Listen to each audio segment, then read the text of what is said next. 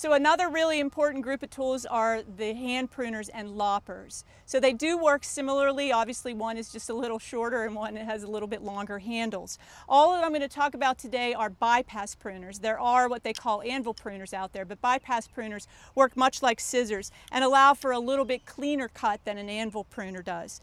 They range in size and type. They can be very simplistic in design or a little bit more complicated in design, but they all work essentially the same. You can also get them that has a scabbard or a holster with it, so you can attach it to your belt as I have on mine, or you can simply put them in your pocket or whatever, which is what I often actually do. So if you're going, and usually they'll say for these hand pruners about an inch diameter branch you can cut. I prefer in some cases if I can get a handsaw into that branch union, I'd much rather use a handsaw because I think you get a much cleaner cut. But certainly a hand pruner can still give you a very good cut.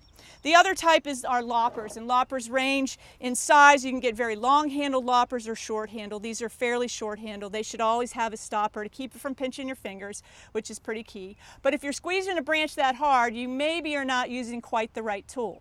They do rate these bypass loppers at about an 1.5 inch diameter branch. Definitely I will use a handsaw for anything an inch and above. Although these will cut it, they may also tend to squish the tissue. So I do use loppers a lot for kind of cutting things into bundle size pieces to put out for recycling. I don't use them as commonly as I use my handsaws or my hand pruners for smaller material.